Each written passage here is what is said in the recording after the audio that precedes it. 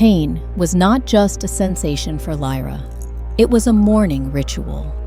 It was the first thing to greet her before the sun even crested the jagged peaks of the Silver Claw territory. And it was the only faithful companion she had known for 12 years. The servants' washroom was a cramped, windowless box of cracked tile and dripping pipes located in the sub-basement of the pack house. It smelled of mildew and damp fur, but soon it would smell of something far worse. Lyra stood before the fractured mirror, her hands trembling as she uncorked the small, nondescript glass vial. The liquid inside was a thick, murky sludge, the color of bruised plums. It was a concoction of her own making, a volatile chemistry experiment born of desperation and survival instinct. Crushed nightshade, concentrated wolfsbane extract, sulfur, and the oily residue of decaying lilies. To any normal wolf, wolfsbane was poison. It caused rashes, fever, and delirium. To Lyra, it was a cloak. She took a deep breath, steeling herself against the inevitable agony, and tipped the vial onto a rough rag. She didn't hesitate. Hesitation gave the fear time to settle, and fear was a luxury she couldn't afford. She pressed the rag aggressively against the pulse point behind her left ear. Hiss! The sound was faint, like a drop of water hitting a hot skillet. But the sensation was a scream. Her skin blistered almost instantly. The chemical burn seared through her epidermis, attacking the sensitive scent glands located just beneath the surface. Lyra bit down hard on a folded towel she kept specifically for this purpose, stifling the whimper that tried to claw its way out of her throat. Tears pricked the corners of her eyes, hot and fast, but she didn't stop. She moved the rag to the other ear, then to the hollow of her throat, and finally, the insides of her wrists. The air in the small room grew heavy with a pungent, acrid stench. It smelled like a chemical fire in a garden of rotting flowers. It was offensive. It was sharp. It was effective. Underneath the burning chemicals, in the scent of death, Lyra's true scent lay dormant, suffocated by the daily abuse. She could barely remember it herself anymore. Once, when she was a small child before the massacre, her mother had told her she smelled like vanilla and blood orange, a warm, sweet, citrusy scent that was unique to the females of the Eclipse dynasty. But the Eclipse dynasty was dead, hunted down, slaughtered. And if anyone in the Silver Claw pack caught even a whiff of vanilla on her, Lyra would join them in the grave before sunset. She dropped the rag into a bucket of bleach to neutralize the toxins, her hands shaking violently now. She looked at her reflection, a pale, gaunt girl with dark circles under wide, terrified violet eyes stared back. Her neck was a map of angry red irritation, and older, silver scars, where the skin had been burned over and over again, layer upon layer, year after year. "You are nobody," she whispered to the reflection, her voice hoarse. "You are Omega Lyra. You smell like chemicals and poverty. You are nobody." She buttoned her high-collared gray uniform all the way to her chin, wincing as the rough fabric grazed her fresh burns. She pulled her hair down to curtain her face and neck. The mask was in place. The kitchen of the pack house was already a war zone of clattering pans and shouting voices when Lyra slipped in. The Silver Claw pack was large, boasting over 300 wolves, and feeding them was a task that broke weaker servants. "Lyra! You're late!" The screech came from Mara, the head Omega, Mara was a stout, bitter woman who took pleasure in the fact that while she was low in the hierarchy, she was still higher than Lyra. Lyra was the runt, the stray they had found wandering the borders years ago. She had no family, no status, and, because of the perfume, a scent that made most wolves wrinkle their noses in disgust. "I'm sorry, Mara," Lyra murmured, keeping her head lowered. The boiler in the basement was acting up. "You always have an excuse," Mara snapped, shoving a heavy bucket of soapy water into Lyra's raw, chemically burned hands. "The Alpha is in a mood today. If the floors in the main hall aren't spotless by the time the breakfast rush begins, I'll have you sleeping in the kennels with the feral wolves. Move!" Lyra took the bucket, the handle digging into her palms, and hurried toward the great hall. The pack house was a sprawling mansion of timber and stone, a testament to the wealth of Alpha Sterling. But the atmosphere today was different. Usually, the morning air was filled with the lazy, content rumble of waking wolves. Today, the air crackled with static electricity, the kind of tension that preceded a violent storm. As Lyra scrubbed the marble floors on her hands and knees, the scent of ammonia mixing with her own chemically masked scent, she listened. Being invisible had its perks. Wolves rarely lowered their voices around furniture, and to them, Lyra was just furniture. "Is it true?" a passing beta guard whispered to another. "Is he actually coming?" "Confirmed by the Border Patrol," the second guard replied, his voice tight with anxiety. "King Draven. He crossed into the territory an hour ago. He'll be here by mid-morning." Lyra's scrubbing brush froze. King Draven. The name sent a chill down her spine that had nothing to do with the drafty hallway. King Draven was a legend, a nightmare told to pups to make them behave. The alpha of alphas, the Wolf King.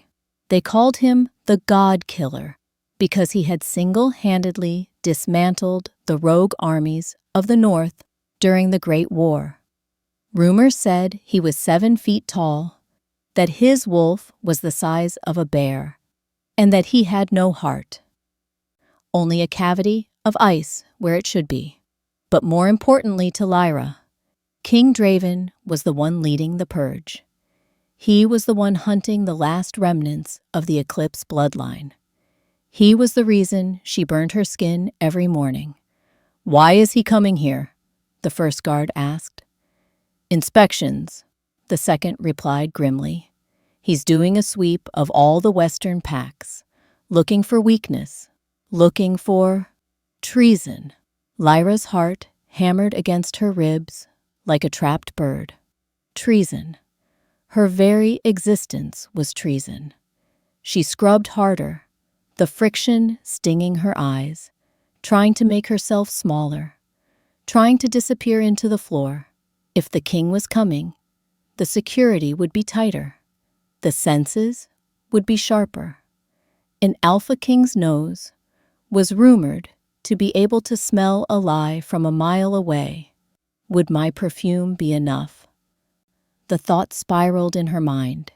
Does he know what the Eclipse scent smells like? "Lyra!" Alpha Sterling's voice boomed through the hall, making Lyra jump. She scrambled to her feet, bowing her head deeply, staring at the polished tips of the Alpha's expensive Italian leather shoes. "Yes, Alpha?" "Get this bucket out of sight," Sterling commanded. He was a vain man, obsessed with appearances. He looked frantic, sweat beading on his forehead. "The king's entourage is 10 minutes out. I want the staff lined up in the courtyard. Every single one of you. If a speck of dust is found, heads will roll. Do you understand?" "Yes, Alpha." "And Lyra?" She braced herself. "Yes?" Sterling wrinkled his nose, sniffing the air around her. He grimaced. a look of pure revulsion crossing his face. "Stand at the back. Way at the back. You smell like a chemical spill. Try not to offend the king with your stench." "I will, Alpha," she whispered. As Sterling stormed off to yell at his gamma, Lyra felt a wave of nausea. She had to stand in the lineup. She couldn't hide in the kitchen or the basement. She would have to stand in the open air, exposed, while the most dangerous predator on the continent walked past her. She rushed to the slop sink to dump her water, her mind racing. She needed to reapply. The scrubbing had made her sweat, and sweat diluted the wolfsbane. If the barrier thinned, even by a fraction, she sprinted back toward the basement, her lungs burning. She had 10 minutes. She reached her small room and frantically dug for the vial. It was empty. She had used the last of the batch this morning. "No, no, no," she whimpered, shaking the bottle upside down. A single, thick drop fell onto her finger. That was it. Panic, cold and sharp, seized her chest. She couldn't brew more. It took hours to simmer the nightshade down to a paste. She was exposed. The morning application was still there, but it was fading faster than usual due to her exertion and fear. Pheromones of fear spiked a wolf's scent, making it project louder.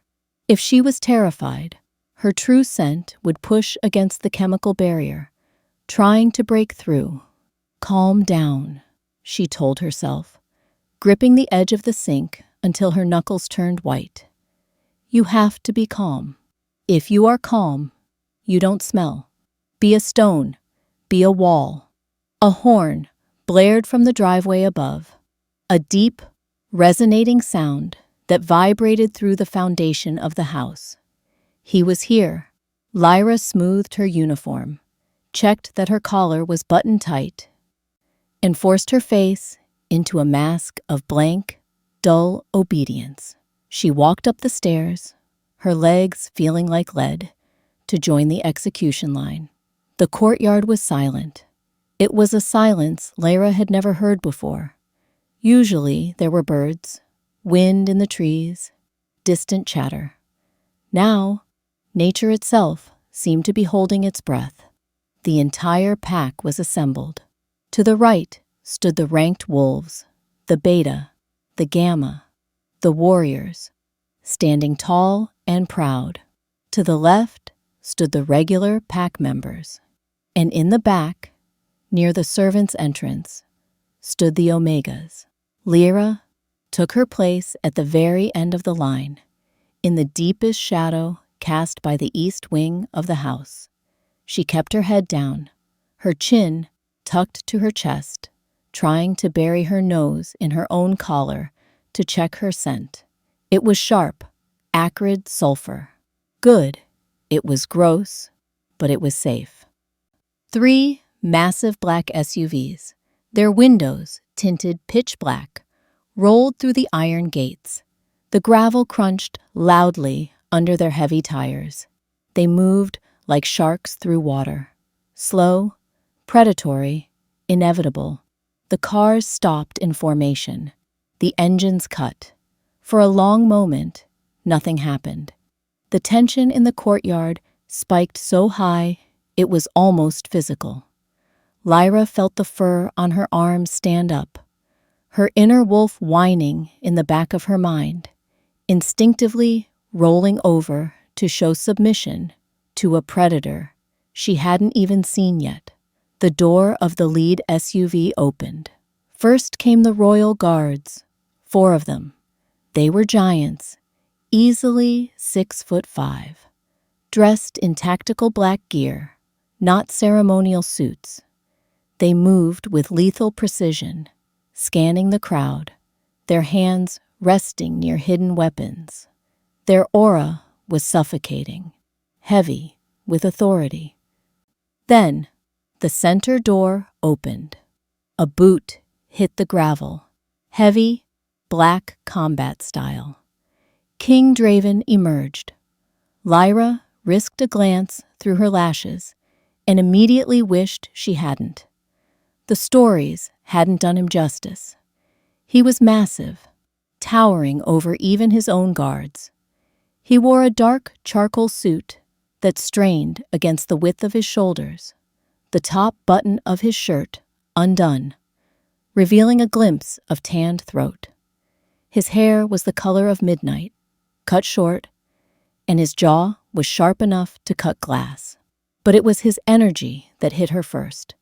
It rolled off him in waves, a dark, cold power that tasted like ozone in storm clouds.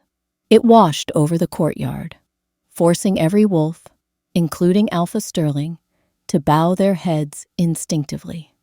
It was the aura of an apex, a creature that did not just lead, but ruled. Draven didn't smile. He didn't greet anyone. He stood by the car, buttoning his jacket, his eyes scanning the assembly. His eyes were the most terrifying part. They were a startling, icy blue, burning with a cold intelligence that seemed to strip the flesh from bone. "Alpha Sterling," Draven said. His voice was a deep baritone, smooth, but scraping against the nerves like gravel. It wasn't loud, yet it carried to the back of the courtyard with zero effort. "Your Majesty," Sterling stammered, bowing so low he nearly tipped over. "We are honored." "Skip the pleasantries," Draven interrupted, walking forward. The crowd parted for him like the Red Sea. "I'm here for an inspection, not a tea party. Line them up. I want to see the condition of your pack." Sterling scrambled to organize the lines. "Of course, Your Majesty. Warriors first?" "No," Draven said. He stopped in the center of the courtyard, inhaling deeply. He turned his head slowly, his nostrils flaring. Lyra's heart stopped. "He's scenting." Draven frowned, a look of mild irritation crossing his face. "Your pack smells of fear, Sterling. And bleach." "We cleaned for your arrival, sire," Sterling said nervously. Draven ignored him. He began to walk down the lines. He moved with a prowling grace, his hands clasped behind his back. He stopped in front of the Gamma female, sniffed once, and moved on. He stopped in front of a warrior, looked him up and down, and dismissed him with a flick of his hand. He was moving fast. He was bored. He was moving toward the back, toward the servants. Lyra stopped breathing. She squeezed her eyes shut, visualizing a stone wall. "I am a stone. I have no scent. I am nothing." She heard his footsteps crunching closer, the heavy, rhythmic thud of doom approaching. She could smell him now, a scent that cut through her sulfur mask like a blade. He smelled of rain, deep forest pine, and something metallic, like fresh blood. It was intoxicating and terrifying all at once. He stopped. Lyra felt the heat of his body radiating in front of her. He was standing directly before her. The shadow he cast swallowed her whole. "Look at me," the voice commanded from above. Lyra's trembling increased. To disobey a direct command from a king was death. To look him in the eye was a challenge. She was trapped. Slowly, agonizingly, she lifted her chin.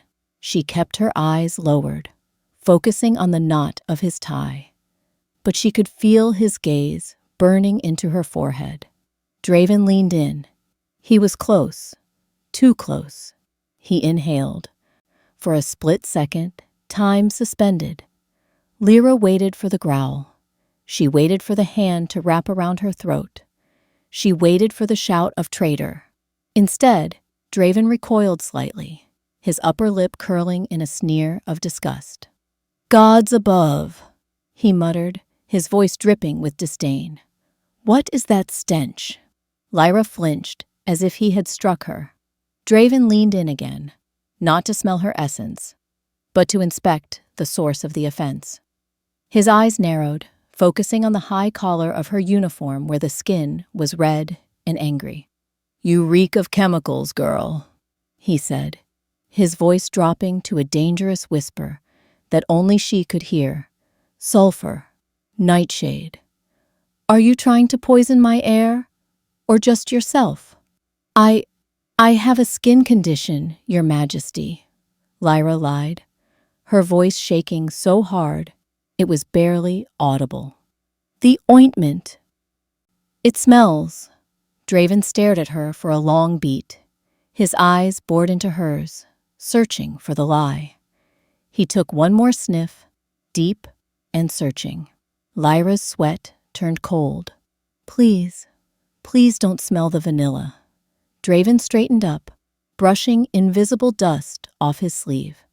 He looked bored again. The chemical mask had held.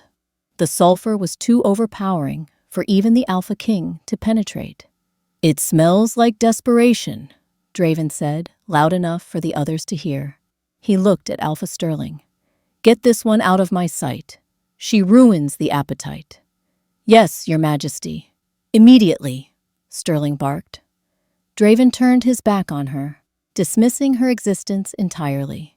He walked away, moving toward the next row of servants. Lyra let out a breath she felt she had been holding for a lifetime. Her knees buckled, and she nearly collapsed, catching herself on the wall behind her. She was safe.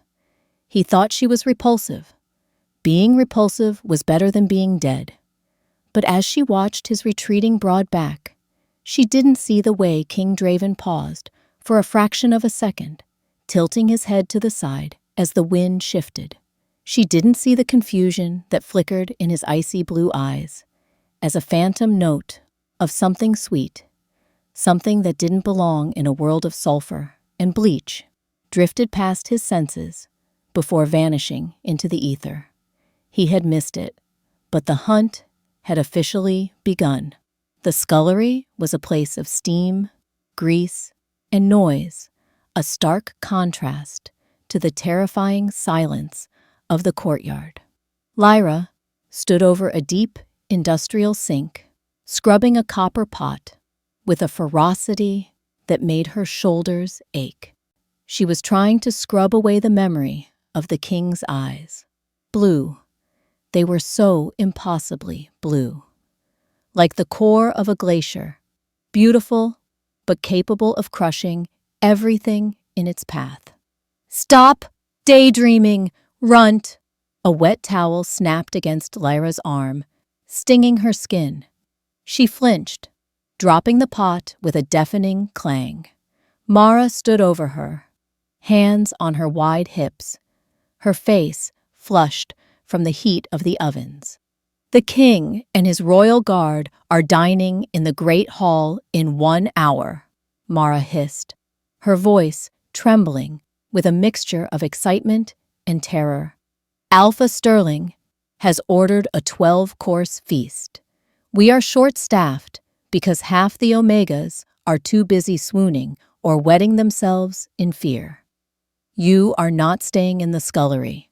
Lyra's blood ran cold. "Mara, please.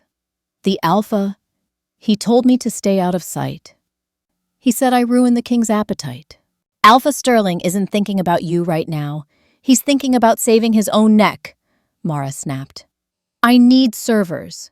You wash up, put on a fresh apron, and get out there. If you drop anything, don't bother coming back inside.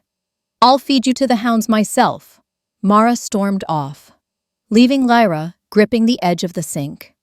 Her heart hammered a frantic rhythm against her ribs. Going back out there, being in the same room as King Draven, for an entire meal. She touched her neck. The chemical paste she had applied that morning was drying out, cracking under the heat of the kitchen. The stinging sensation had dulled to a throbbing ache, which meant the potency was wearing off. "I can do this," she whispered, though she didn't believe it. "I just have to be invisible." The great hall of the silver claw pack was a masterpiece of rustic opulence. A massive chandelier made of antlers and crystal hung from the vaulted ceiling, casting a warm, golden glow over the long mahogany table. Usually, this room was filled with boisterous laughter and the sound of wolves tearing into meat. Tonight, it was as quiet as a funeral home. King Draven sat at the head of the table. He hadn't asked to sit there. He had simply walked in, and Alpha Sterling had hurriedly vacated the seat, relegating himself to the side. Draven looked entirely at ease, leaning back in the heavy wooden chair, a crystal goblet of red wine resting lightly in his large hand. He had discarded his suit jacket, rolling up the sleeves of his white shirt to reveal forearms corded with muscle and marked with faint, white scars, souvenirs from wars that had shaped the continent. His 4 royal guards sat at the far end of the table, eating with efficient, silent precision. They never took their eyes off the exits. "The venison is adequate," Draven said. His voice was low, devoid of inflection, yet it carried the weight of a gavel strike. Alpha Sterling, who was sweating profusely despite the cool air conditioning, nodded eagerly. "It is local game, Your Majesty, hunted this morning by my best trackers." "Is that so?" Draven swirled the wine in his glass, watching the red liquid coat the crystal. "And tell me, Sterling, are your trackers as efficient at hunting rogues as they are at hunting deer?" The air in the room shifted. The temperature seemed to drop 10 degrees. We patrol the borders daily, sire," Sterling stammered. "We have had no incursions." "Strange," Draven murmured. He took a slow sip of wine, his eyes locking onto Sterling over the rim of the glass. "Because my intelligence suggests that a sympathizer of the Eclipse dynasty passed through these woods 3 days ago. And yet, your reports mention nothing." Lyra, standing in the shadows against the far wall with a pitcher of iced water, felt her knees lock. The Eclipse dynasty. Hearing the name spoken aloud, especially by him, was like hearing a death sentence. "A sympathizer?" Sterling paled. "Impossible. We are loyal to the crown. We are loyal to you, King Draven. We would never harbor enemies of the state." "Loyalty is a fickle thing, Sterling," Draven said, setting the glass down with a sharp clink. "It tends to bend when money or sentiment is involved. The Eclipse line was a disease, a plague of witches and tyrants who thought their blood made them gods. I spent 10 years burning that disease out of our history. If I find that you, or anyone in this pack, is sheltering even a distant cousin of that bloodline," he didn't finish the sentence. He didn't have to. The threat hung in the air, heavy and suffocating.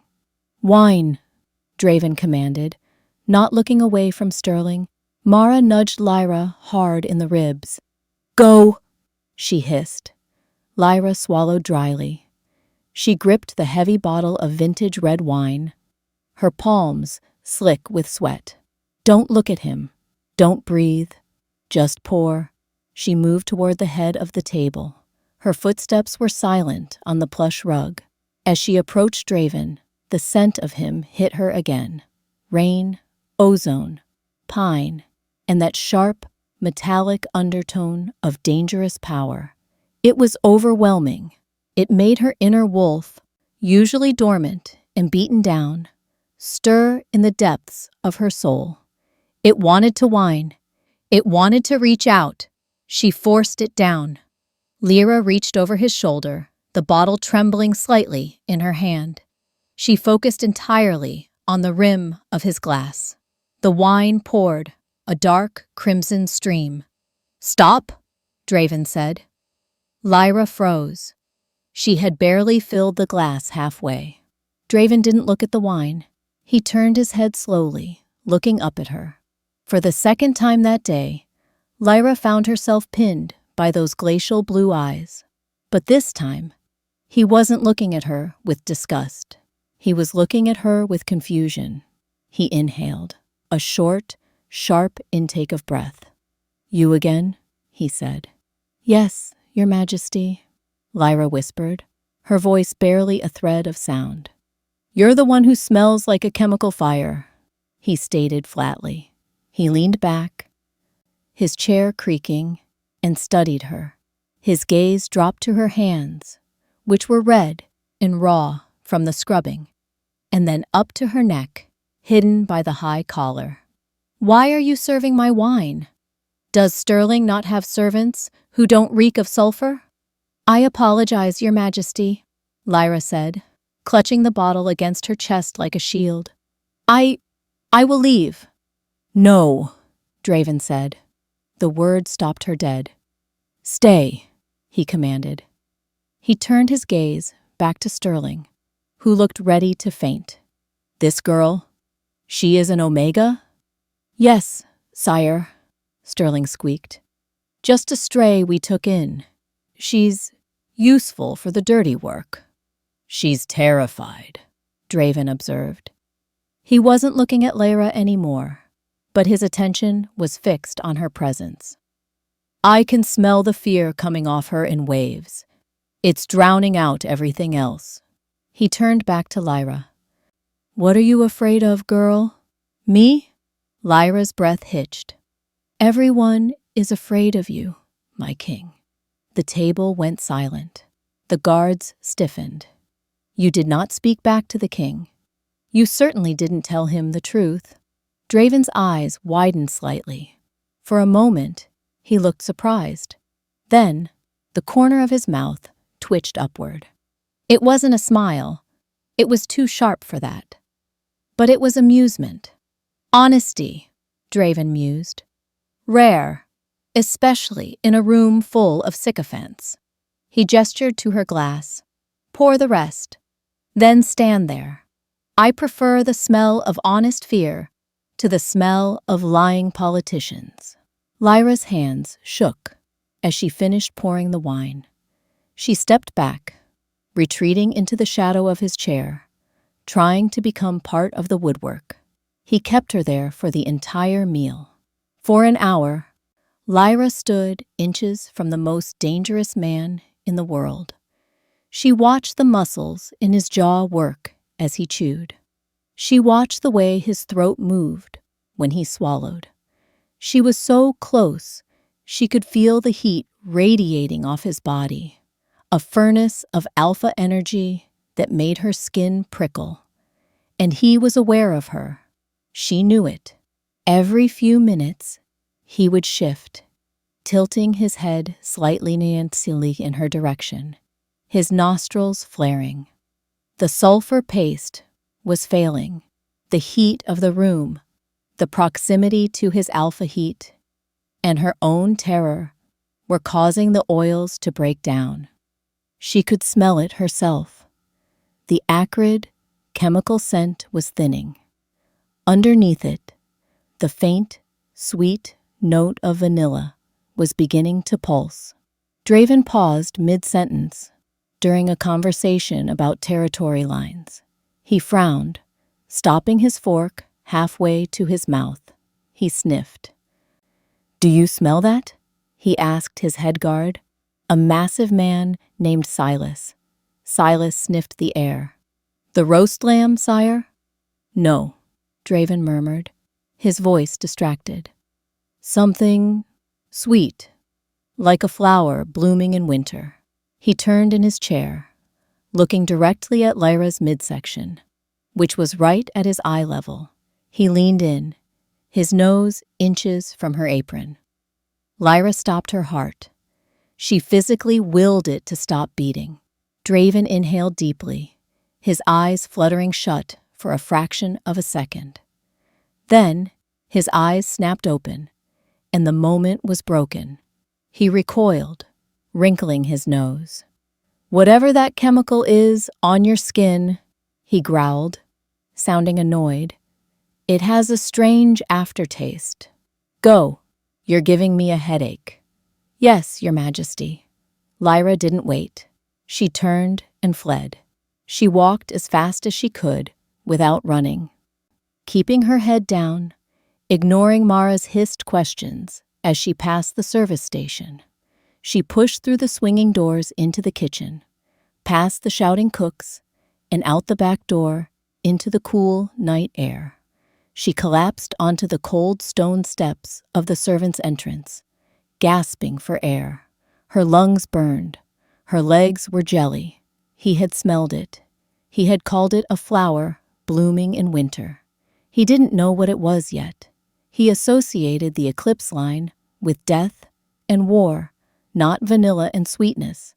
But his wolf knew. His wolf was intrigued, and a curious alpha was a lethal alpha. She needed to reapply. Now, she needed to drown her skin in the poison until she couldn't smell anything but ash. Lyra scrambled up and ran to her room in the sub-basement.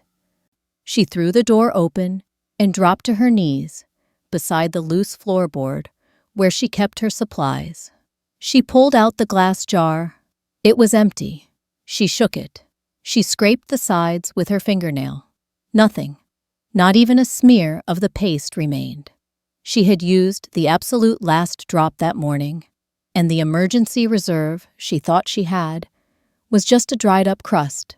Panic, real and absolute, crashed over her. "No," she whimpered. "Please, no." She checked her pockets. She checked under her mattress. Nothing. She looked at her reflection in the cracked mirror. Her neck was red, but the scent was fading. By morning, the sulfur would be gone entirely. By morning, she would smell like an eclipse royal.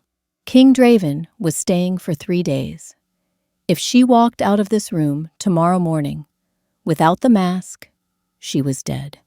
She had only one option.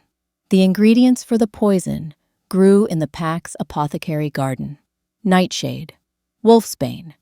They were controlled substances, kept behind a locked gate, but they grew wild in the corners of the greenhouse. She had to steal them. Lyra looked at the small, barred window near the ceiling of her room. The moon was high and full, a bright, spotlight eye watching the world. Stealing from the Alpha's garden was a crime punishable by whipping. Stealing while the king was in residence was a suicide mission. The grounds would be crawling with royal guards. The king himself was prowling the halls, restless and suspicious. But staying in her room meant certain discovery. Lyra grabbed her dark cloak, pulling the hood deep over her face. She took a rusted gardening trowel from under her bed and tucked it into her belt. "Survive," she whispered to the darkness. "Just survive the night." She opened her door and slipped into the silent, shadow-filled hallway. The house was asleep, but the predator within it was wide awake. Upstairs, in the guest wing's master suite, King Draven stood on the balcony. He had showered, scrubbing the scent of the travel and the sycophantic dinner off his skin, but he couldn't relax. He wore only loose sweatpants, his chest bare to the cool night breeze. The wind ruffled his dark hair, but it did nothing to cool the fire in his blood. His wolf was pacing.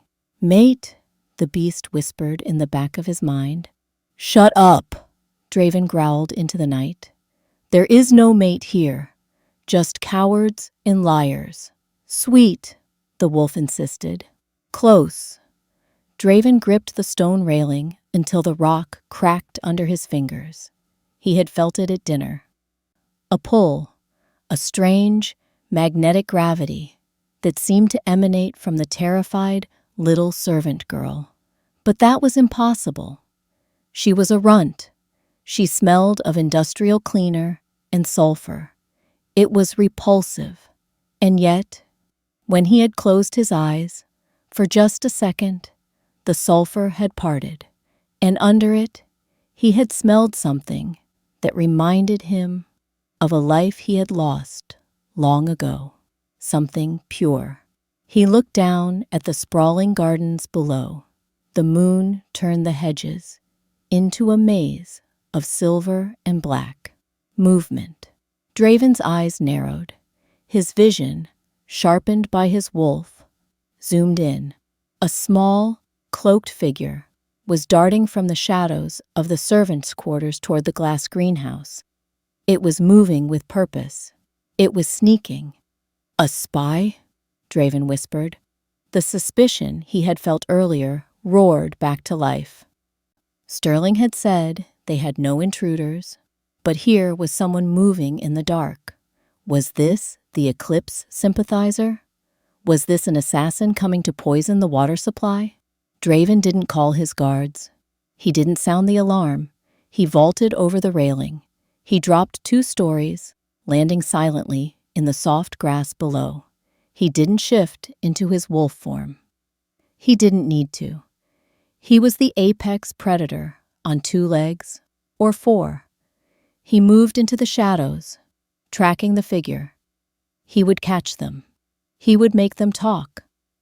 And if they were an enemy, he would tear them apart. The hunt was on. The night air was a physical weight, heavy with humidity and the chirping of crickets that sounded deceptively peaceful. For Lyra, the darkness was not a comfort. It was a shroud she had to wear to survive. She moved through the shadows of the packhouse grounds like a ghost. 12 years of being invisible had taught her how to walk without making a sound, how to breathe shallowly so the vapor wouldn't catch the moonlight, and how to suppress her own heartbeat when terror threatened to make it a drum. The apothecary garden was located on the far east side of the estate, nestled against the border of the dense forest. It was a glass-domed structure, glowing faintly from the UV grow lights kept on for the rare tropical herbs. To the average wolf, it was just a greenhouse. To Lyra, it was a pharmacy of death. She reached the perimeter fence, 8 feet of wrought iron topped with silver spikes. Silver burned the skin of any wolf, weak or strong. It was a deterrent for the pups, but for a desperate Omega, it was just another hurdle. Lyra wrapped her hands in the thick fabric of her cloak. She found a foothold in the stone masonry of the wall and pulled herself up. The metal groaned softly, a sound that cracked through the silence like a gunshot. She froze, clinging to the bars, waiting for a shout, a growl, a gunshot. Nothing. Just the wind rustling the leaves. She vaulted over the top, landing in a crouch on the soft mulch inside the garden perimeter. She didn't stand up. She stayed low, scuttling like a crab toward the glass structure. The door was locked, of course, but Lyra knew the trick. The latch on the ventilation panel near the ground had rusted through 3 winters ago.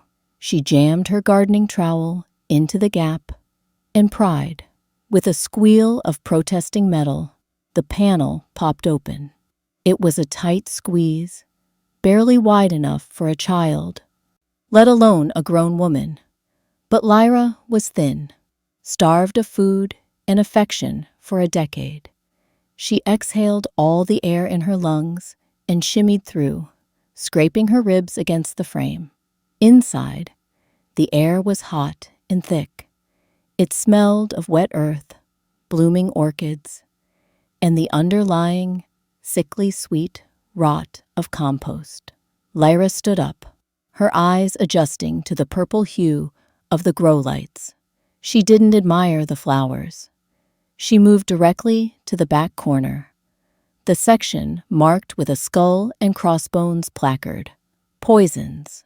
Restricted. Here, the plants were not beautiful. They were jagged, dark, and menacing. The Atropa belladonna, nightshade, grew in a tangled bush of dark berries and purple-veined leaves. Next to it was the wolfsbane, tall spikes of blue flowers that looked innocent, but contained enough aconite to stop a wolf's heart in minutes. "I'm sorry," Lyra whispered to the plants. "I need you." She knelt in the dirt. She didn't have gloves. She used the hem of her cloak to grip the stems of the wolfsbane. The sap was dangerous if it touched broken skin, and she couldn't afford to be numb. She hacked at the tough, fibrous stalks with her trowel. Snap! The sound was too loud in the glass dome. She winced, pausing to listen. Silence. She worked faster, desperation making her clumsy. She shoved handfuls of the toxic leaves into her pockets. Then, she reached for the nightshade. This plant was thorny, a hybrid variety cultivated by the pack's healer for maximum potency. As Lyra reached for a thick branch, her hand slipped. A thorn, 2 inches long and curved like a raptor's talon, sliced across her palm. Ah! The gasp escaped her lips before she could stop it. She yanked her hand back. A thick, dark line of blood welled up instantly, dripping onto the pristine, white petals of a moonflower below. Blood. The metallic tang hit the humid air instantly. Fresh, oxygenated blood. And because her adrenaline was spiking, the blood carried her scent. Not the sulfur scent. That was gone. This was pure, unadulterated omega. Vanilla. Blood orange. Fear. Lyra stared at the drop of blood in horror. It was a beacon. A flare shot into the sky. Then, she heard it. It wasn't a footstep. It was the sound of air being displaced by something massive, moving at incredible speed. A whoosh of movement outside the glass walls. Then, a voice. Deep, resonant, terrifying. "I know you are in there." Lyra's blood turned to ice. It was him, King Draven. He wasn't shouting. He was speaking in a conversational tone, which was infinitely worse. He was right outside the glass. "You are bleeding," Draven said, his voice drifting through the open ventilation panel. "I can smell the copper. I can smell the sweetness." A pause. A low, confused rumble. "Come out. If I have to come in and fetch you, I will not be gentle." He was testing the door handle. It rattled violently. Lyra scrambled backward, her heels digging into the dirt. She couldn't go out the way she came in. He was standing right there. She looked around frantically. The greenhouse had a second exit, a service door on the north side, but it was padlocked from the outside.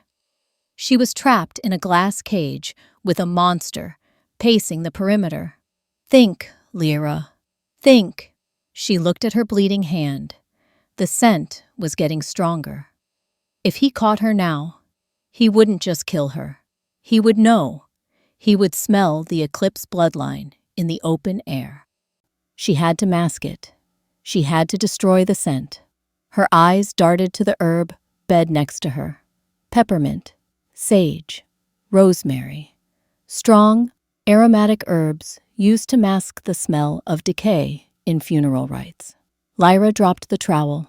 She grabbed handfuls of the peppermint and sage, ripping them from the earth, roots and all.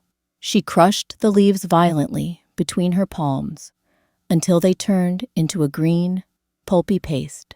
Then, with a sob caught in her throat, she slammed the burning, minty paste directly into the open wound on her palm. The pain was blinding. It felt like holding a live coal. The menthol stung the raw flesh, sending shockwaves up her arm. Lyra bit her lip so hard she tasted copper, but she didn't scream.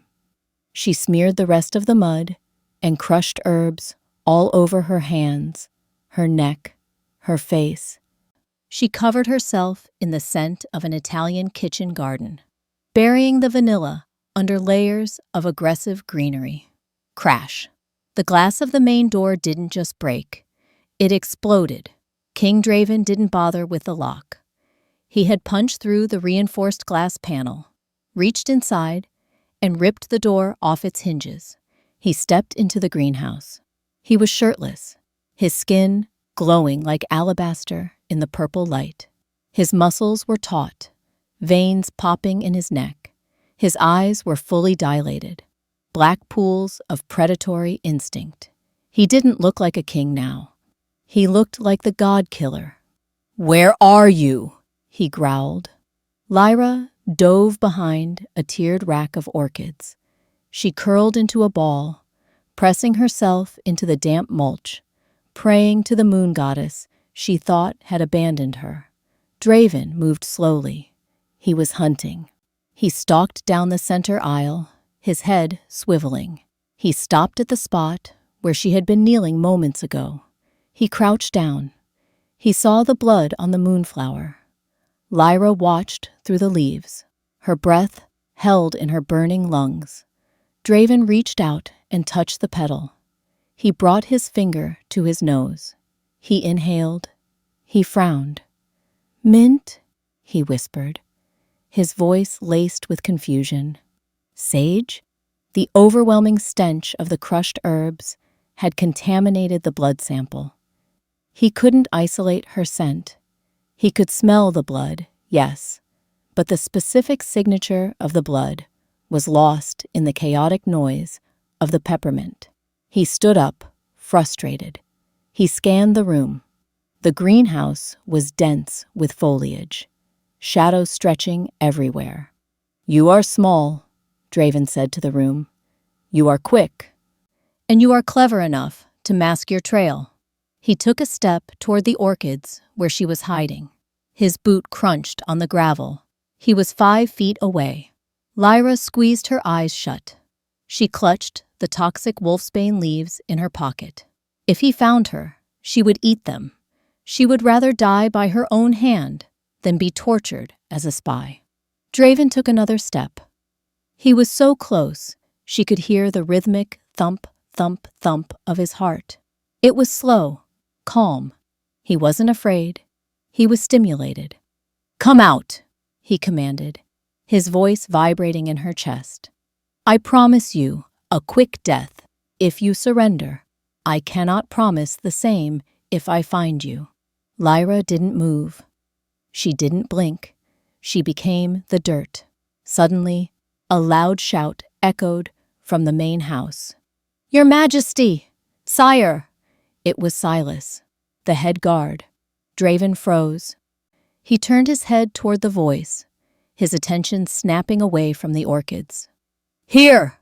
Draven roared back, his voice shaking the glass panes. "Sire, the perimeter alarm. Sector 4. We have movement near the north gate." Draven looked back at the orchids one last time. He narrowed his eyes. He knew someone was there. He could feel the heat of a body.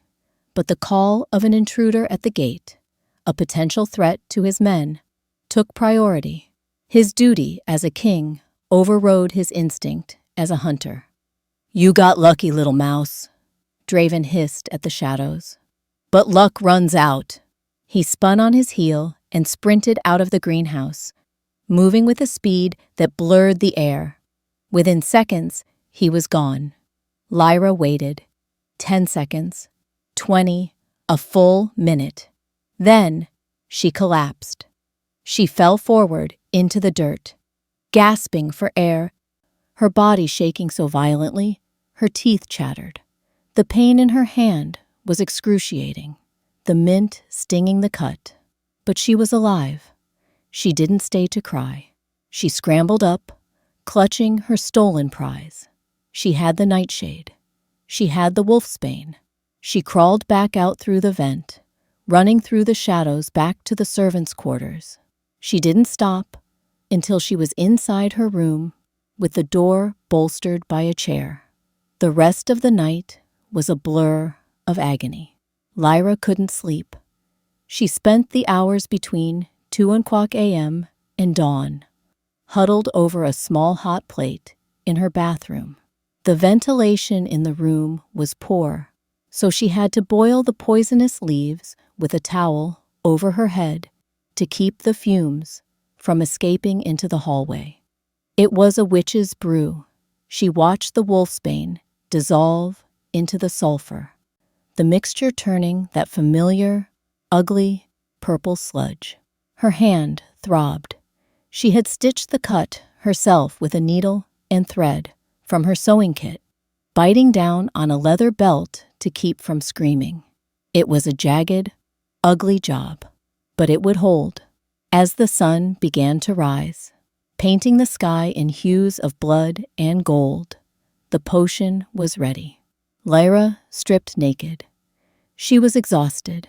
Her eyes were red-rimmed, her skin pale and clammy. She looked like a corpse walking. She took the hot paste. It was fresh, potent. She applied it. Usually, the burn was a 4 out of 10. Today, because her skin was already irritated from the sweat and the previous day's wear, the burn was a 9. She fell to her knees, clawing at the tile floor. The paste seared into her neck, her wrists, her inner thighs. It felt like she was being branded with a hot iron. "Take it," she hissed through gritted teeth. "Take the pain, hide the scent." She lay on the bathroom floor for 20 minutes, waiting for the paste to dry and the pain to subside into a dull, throbbing ache. When she finally stood up, the room smelled of chemicals and death. The vanilla was gone. The blood orange was buried. She was safe. Knock, knock, knock. The door rattled. "Lyra, wake up!" It was Mara. Her voice was shrill and frantic. Lyra quickly pulled on her uniform, buttoning the high collar to hide the fresh, angry red burns on her neck. She pulled on white cotton gloves to hide the bandage on her palm. She opened the door. Mara stood there, looking flushed and stressed. She held a garment bag in her hands. "You look like hell," Mara said, wrinkling her nose at the chemical smell. "But it doesn't matter. Alpha Sterling wants you upstairs." "Upstairs?" Lyra asked, her voice raspy. "Why?"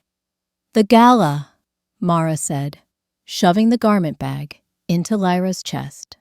"Tonight is the Grand Pack Gala. King Draven has announced he will choose a potential mate from the guests tonight, or at least narrowing down the list." Lyra's stomach dropped. I can't serve at the gala. I'm not trained for formal events." "You don't have a choice," Mara sneered. "One of the servers broke her leg this morning, slipped on the stairs. Sterling specifically asked for you. He said since you're already ugly and smell bad, no one will be looking at you. Which means you won't distract the king." Mara pointed to the bag. "Put this on. It's a formal uniform. And for the love of the moon, try to put some powder on that face. You look like you've seen a ghost." Mara turned and marched away. Lyra stood in the doorway, clutching the bag. A gala, hundreds of wolves, high emotions, dancing, heat, and King Draven. She looked at her gloved hand. The cut underneath throbbed in time with her heart. She looked at the mirror. Her violet eyes were wide with a premonition of disaster. She had the perfume. She had the mask. But she was tired. She was wounded. And the king was already suspicious. "Just one more night," she whispered. "Just get through the gala." But as the morning sun hit the glass of her small window, Lyra felt a deep, chilling certainty. The game of hide-and-seek was over. The hunt was about to end, and she was the prey. The grand ballroom of the Silver Claw Pack was a venue designed to intimidate. High, vaulted ceilings were draped in swaths of velvet and silk, and the floor was a polished expanse of black marble that reflected the hundreds of guests like a dark lake. The air was thick. It was a sensory overload of expensive colognes, roasting meats, and the pheromones of 300 powerful wolves posturing for status. For Lyra, it was a suffocating nightmare. She moved through the crowd, carrying a heavy silver tray laden with crystal flutes of champagne. The formal uniform Mara had thrown at her was ill-fitting. The collar was stiff and scratched against the fresh burns on her neck, and the white cotton gloves concealed her stitched hand, which throbbed with a dull, rhythmic ache. But the worst part was the heat. To impress the king, Alpha Sterling had ordered the heating cranked up, simulating the warmer climate of the royal capital. The room was stifling. Sweat trickled down Lyra's spine. Beads of moisture gathered at her hairline. "Do not sweat," she commanded her body. Sweat dissolves the paste. She could feel the chemical mask weakening. The sharp, acrid bite of the sulfur was softening, blending with the humidity of the room. Every time a guest brushed past her, she flinched, terrified they would catch a whiff of the forbidden vanilla scent trying to break through. At the far end of the room, on a raised dais, sat King Draven. He looked like a dark god bored with his worshippers. He was dressed in a tuxedo of midnight blue, the tailoring impeccable. He held a glass of whiskey. His legs sprawled casually, but his eyes were sharp, dissecting every movement in the room. He wasn't looking for a mate. He was looking for a threat. Lyra avoided the dais. She stuck to the periphery, serving the lower-ranking guests near the balcony doors, where the air was slightly cooler. "More wine, girl." A heavy hand clamped onto Lyra's shoulder. She froze. It was Alpha Goran, a visiting alpha from the Iron Ridge Pack. He was a large, boorish man, with a face flushed from too much alcohol. He smelled of sour mash and aggression. "Of course, Alpha," Lyra whispered, keeping her head down. She poured wine into his goblet, her hand shaking slightly. Goran didn't let go. He leaned in, sniffing loudly. He frowned. "You smell strange, like a hospital." Lyra's heart hammered. "Cleaning supplies, Alpha? I was scrubbing the floors earlier." Goran laughed. A wet, unpleasant sound. "A scrubber. A pretty little scrubber, though. Look at those eyes. Violet. Don't see that often." His grip tightened on her shoulder. He pulled her closer. Lyra tried to pull away, but he was an alpha. He was immovable. "Let me go, please," she pleaded quietly. "Don't be shy," Goran slurred. "Why don't you come back to my room later? I can help you wash off that cleaning smell." He grabbed her wrist, the injured one. He squeezed outward, right over the hidden cut. Lyra gasped in pain, her reflex immediate. She jerked her hand back. The movement unbalanced the heavy silver tray she was balancing on her other hand. Crash! The tray tipped. 5 full flutes of champagne and a pitcher of ice water cascaded down.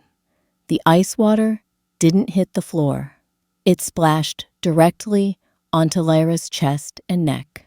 The shock of the cold was instant, but the horror followed a split second later.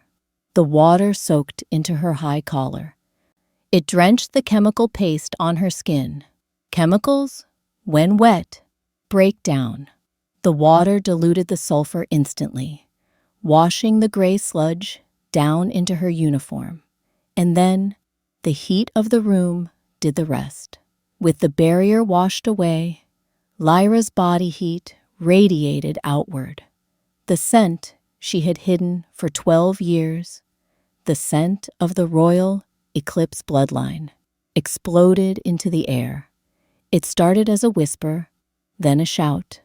Vanilla, rich, creamy, intoxicating vanilla, followed by the sharp, zesty tang of blood orange. It was a scent of such purity and power that it cut through the musk of 300 wolves like a knife through silk. The room went silent. The music stopped. Conversations died. Every head turned toward Lyra.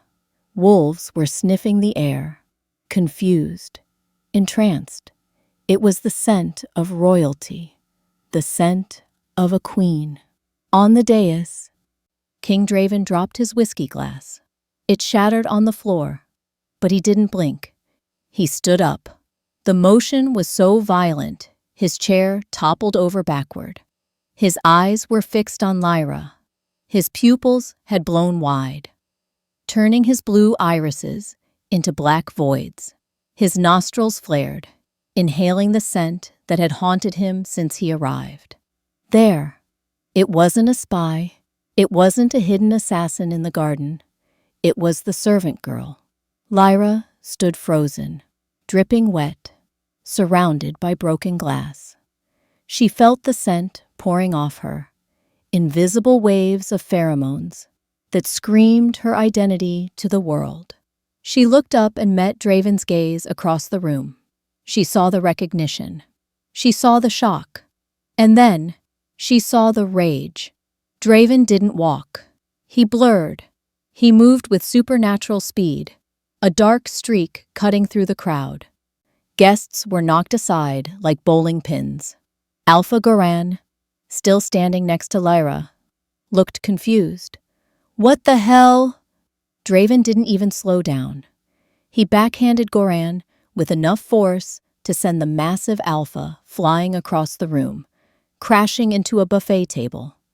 Then, Draven was on her. He grabbed Lyra by the shoulders and slammed her against the wall. The impact knocked the wind out of her. He buried his face in her neck. Lyra whimpered, squeezing her eyes shut, expecting him to rip her throat out. He inhaled. He took a long, deep breath, dragging his nose along the wet skin of her throat. He was confirming it. There was no sulfur now, no chemicals, just the sweet, maddening scent of his enemy. He pulled back, his face inches from hers. His expression was a mask of betrayal.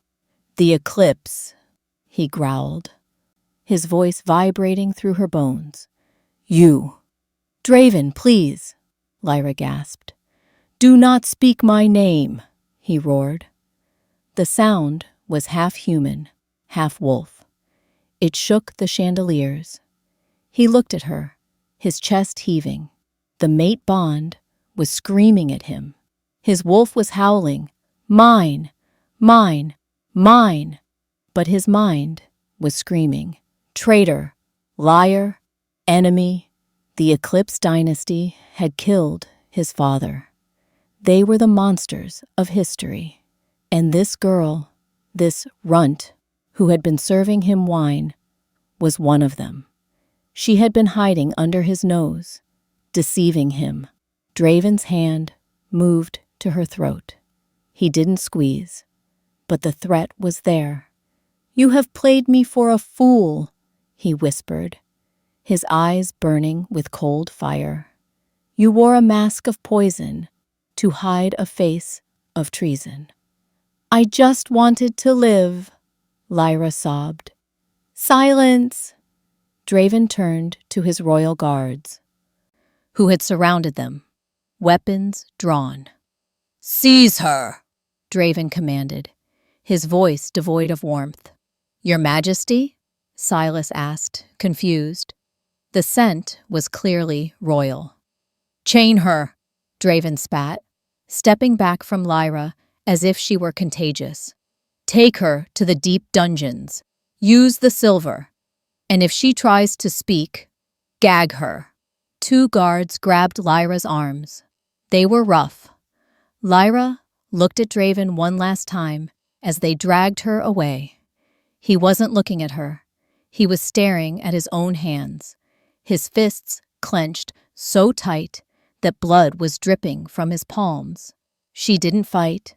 She let them drag her out of the light, out of the warmth, and down into the dark.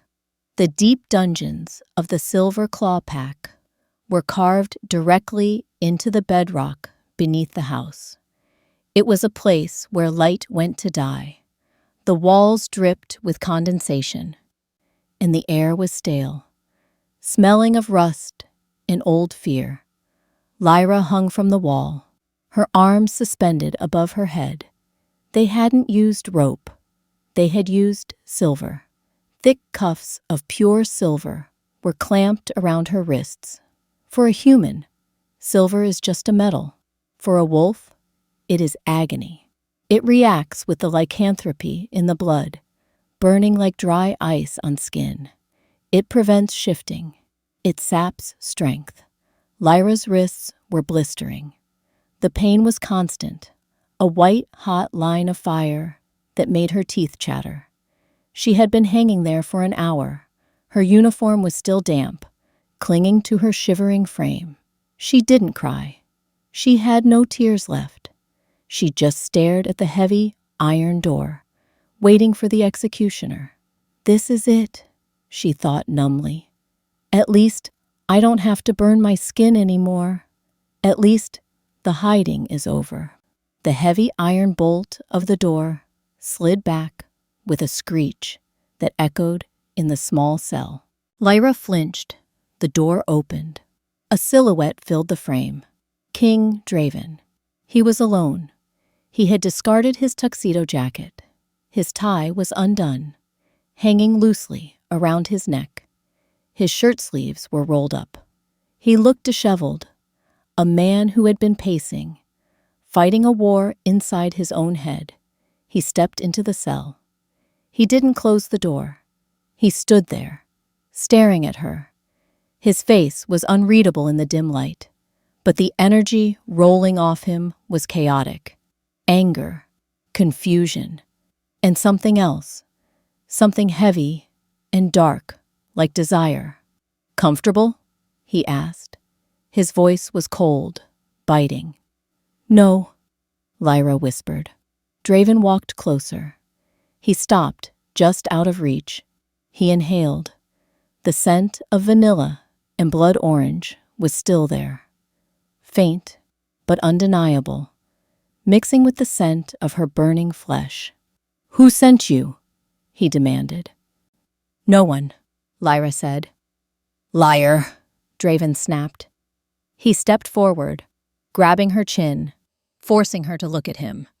"The eclipse line was eradicated 10 years ago. I burned their castle to the ground myself. You cannot exist unless someone hid you. Who are you working for? The Northern Rebels? The Rogue Coalition?"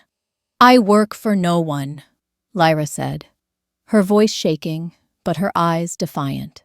"I was a child when the castle fell. My nursemaid ran with me. She died in the woods. I was found by Alpha Sterling's patrol. I've been scrubbing floors here for 12 years, Draven." His eyes narrowed.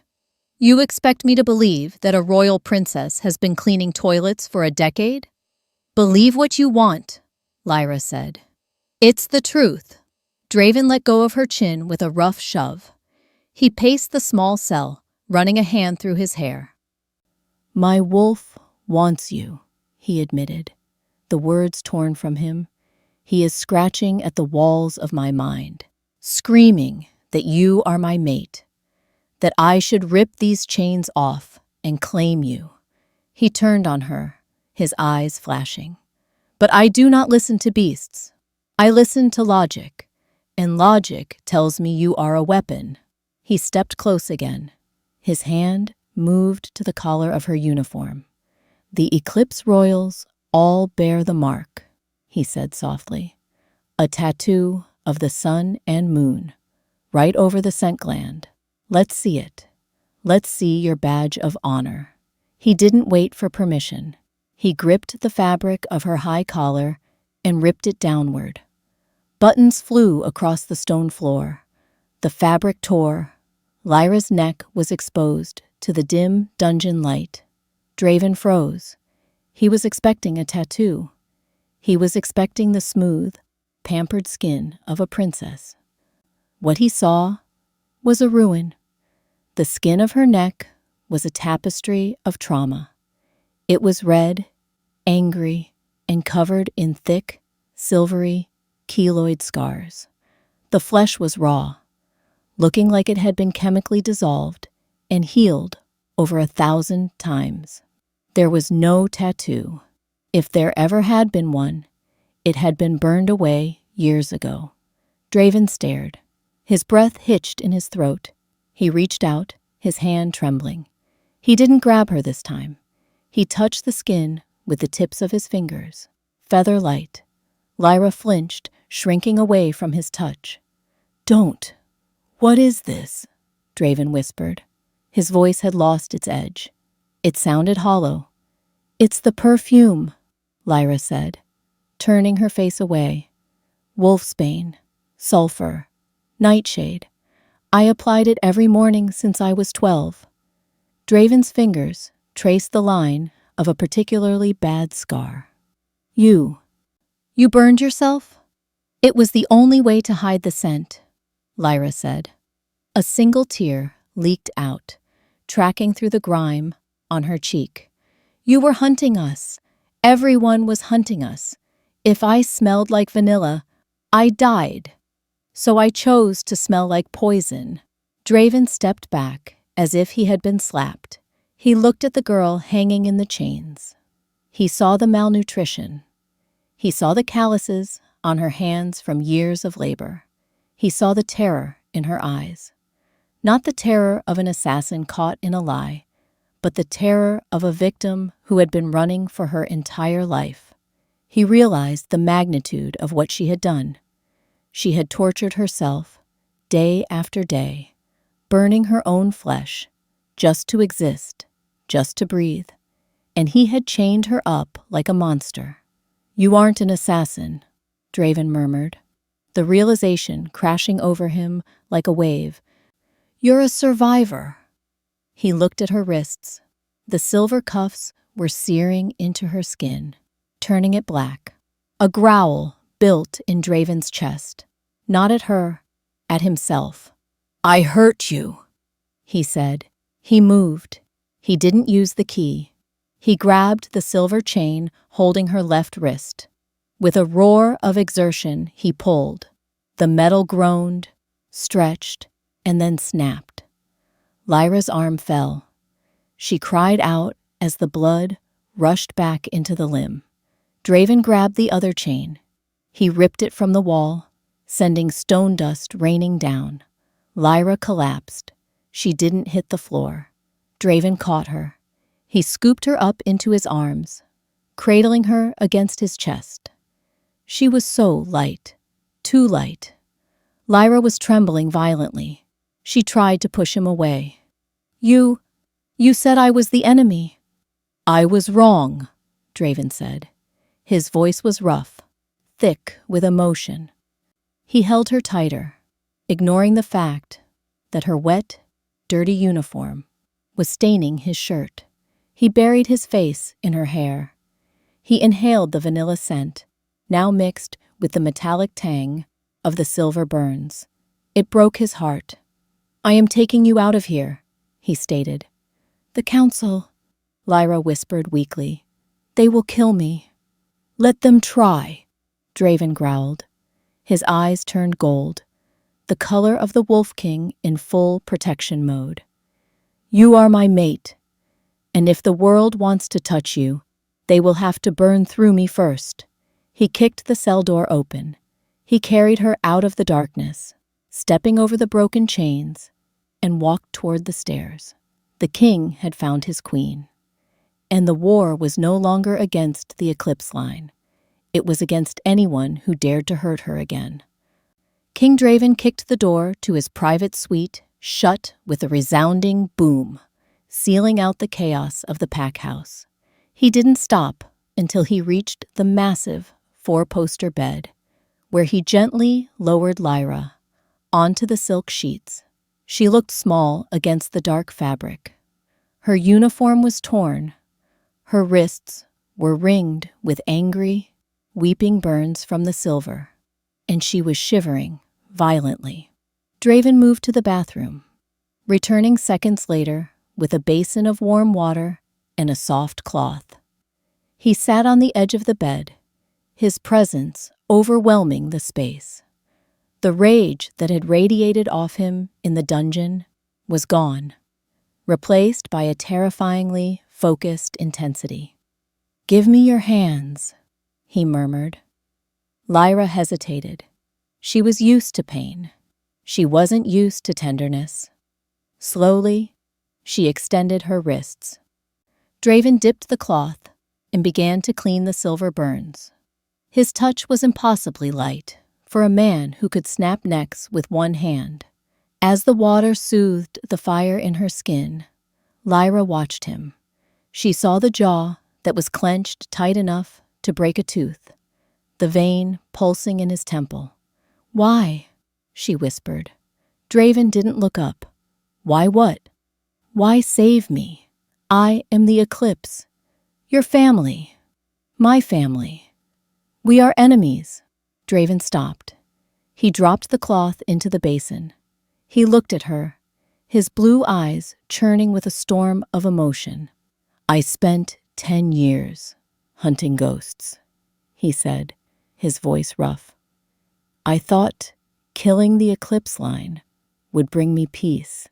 But when I saw you in those chains, when I realized you had burned your own skin every single day just to survive," he reached out, cupping her cheek.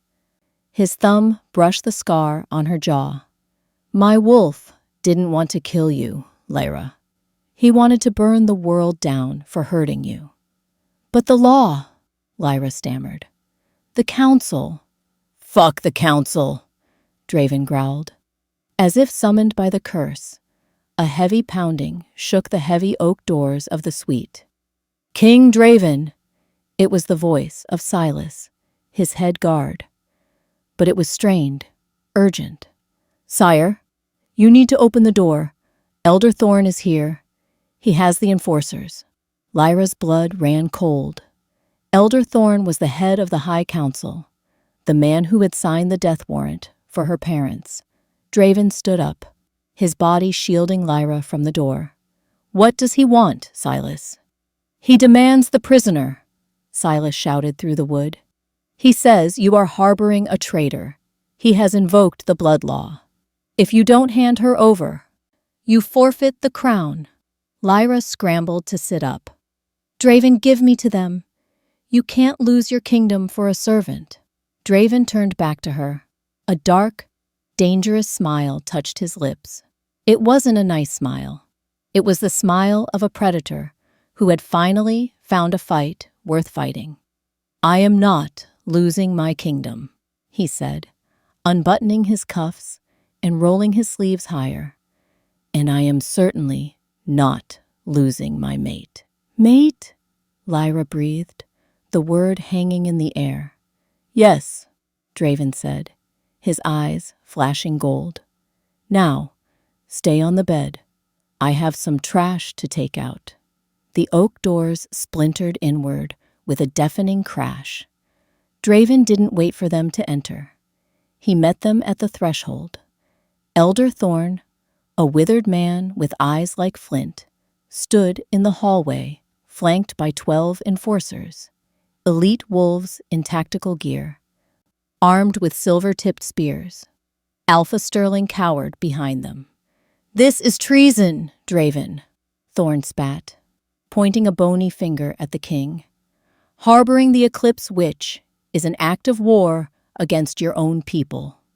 "The war is over, Thorn," Draven said, his voice calm, deadly level. "She is not a witch. She is my mate. And if any of you take one step into this room, you will not walk out." "Then you die with her," Thorn sneered. "Kill him!" The enforcers surged forward. The hallway erupted into violence. Draven didn't shift. The corridor was too narrow for his massive wolf form. He fought as a man, but he moved with the ferocity of a beast. He caught the first spear midair, snapped the shaft, and drove the blunt end into the attacker's chest, sending him flying back into the others. Lyra watched from the bed, terrified. Draven was a whirlwind of motion, blocking, striking, breaking bones. But there were too many of them. An enforcer managed to flank him, slicing a silver blade across Draven's ribs. Draven roared, the sound shaking the walls, and backhanded the man with enough force to crack the plaster.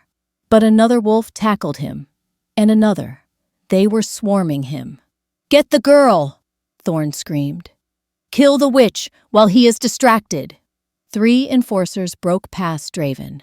They rushed into the room, their eyes fixed on Lyra, knives glinting in the chandelier light. Draven turned, seeing them go for her. Panic, raw and absolute, flashed in his eyes. He tried to reach her, but he was pinned by 4 men. "No!" Lyra saw the enforcers coming. She saw the intent in their eyes. She backed up against the headboard, her heart hammering like a trapped bird. She opened her mouth to scream, but it wasn't a scream of fear that came out. Deep inside her, something ancient woke up. The blood of the Eclipse dynasty wasn't just about scent. It was about command. It was the blood of the first kings, the blood that could bring alphas to their knees. The power rushed up her throat, hot and golden. "Kneel!" The word didn't sound like Lyra. It sounded like a bell tolling from the heavens. It was a physical force, a shockwave of dominance that blasted outward from her small body. The windows of the suite shattered. The crystal chandelier exploded, raining glass. The effect was instantaneous. The 3 enforcers rushing her didn't just stop, they collapsed. Their knees hit the floor with bone-shattering force, their wolves forcing them into a submission bow, so deep their foreheads touched the carpet. In the hallway, the fight ceased. The enforcers holding Draven let go, dropping to their knees, whining in pain, as the command crushed their wills. Even Alpha Sterling in the back fell to the ground. Only 2 people remained standing. King Draven, who looked at Lyra with awe, his gold eyes wide, and Elder Thorn, who was trembling, fighting the pressure with every ounce of his spite. "Impossible!" Thorn wheezed, blood trickling from his nose as he struggled to remain upright. "The voice! It's extinct!" Lyra slowly slid off the bed. She didn't feel pain anymore. She felt power. She walked across the room, the glass crunching under her bare feet. She walked past the bowing enforcers, past a stunned Draven, and stopped in front of Elder Thorn. She didn't look like a servant. She didn't look like a victim. Her violet eyes were glowing with an inner light. "I said," Lyra whispered, her voice echoing with that terrifying resonance. "Kneel!" Thorn's legs gave out. He collapsed, his head hitting the floor at her feet. Silence descended on the hallway. Lyra stood over them, her chest heaving as the adrenaline began to fade. She wobbled. Draven was there instantly. He caught her before she fell, pulling her into his chest. He looked at the decimated hallway, at the enforcers forced into submission by a girl who weighed less than a sack of grain. He looked down at her. "My queen," he whispered. The dawn that followed was not one of bloodshed, but of reckoning. With the High Council kneeling and their leader broken, the coup fell apart before it began. News of the true voice spread through the pack like wildfire. The wolves didn't see an enemy anymore. They saw a miracle, a power that had returned to lead them. 3 days later, the packhouse gardens had been transformed. The chemical stench of the lower quarters was gone, replaced by the fresh breeze of the mountains. Lyra sat on a stone bench near the fountain. She wore a dress of white silk that left her neck exposed. The scars were still there, silvery lines that crisscrossed her throat, but they were fading under the care of the royal healers. She no longer tried to hide them. Draven approached her. He had traded his combat gear for the ceremonial robes of the king, black velvet trimmed with gold. He looked regal, intimidating, but when his eyes landed on her, his face softened completely. He held a small box in his hands. "I found this in your room," Draven said, sitting next to her. He opened the box. Inside was the last cracked vial of her poison, the sulfur and wolfsbane mixture. Lyra looked at it. For 12 years, that bottle had been her lifeline. "I don't need it anymore," she said quietly. "No," Draven agreed. He took the vial out. He walked to the edge of the fountain and held it over the water.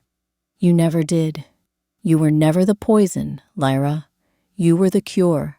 He dropped the vial. It shattered on the stones, the dark sludge washing away into the clear water, diluted until it was nothing. He turned back to her and extended his hand. "Are you ready?" Lyra took his hand. "Yes." They walked together toward the dais set up in the center of the garden.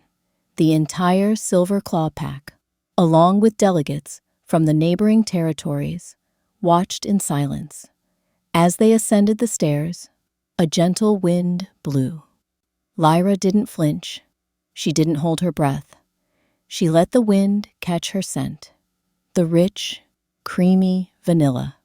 The sharp, bright blood orange. It drifted over the crowd. Instead of fear, the wolves inhaled it with reverence. It was a calming scent. A scent that promised peace and strength. Draven stopped at the top of the stairs. He turned to the crowd, keeping Lyra's hand firmly in his. "For generations, we were taught that power comes from fear." Draven's voice boomed. "We were wrong." He turned to Lyra. He picked up the heavy gold crown that sat on a velvet cushion, the queen's crown, which had sat empty for decades. He placed it gently on her head. It fit perfectly. "Long live Queen Lyra," Draven roared. "Long live the queen," the pack howled back, a sound of thunderous acceptance. Draven didn't look at the crowd. He stepped closer to her. Wrapping his arms around her waist, he lowered his head, burying his face in the crook of her neck, right over the scars, right where the scent was strongest. He inhaled deeply, finally able to breathe. "You smell like home," he whispered against her skin. Lyra smiled, tears of relief filling her eyes. She wrapped her arms around his neck, pulling him down for a kiss that sealed the new era. Her eyes flashed gold, and for the first time in her life, she didn't just survive, she ruled.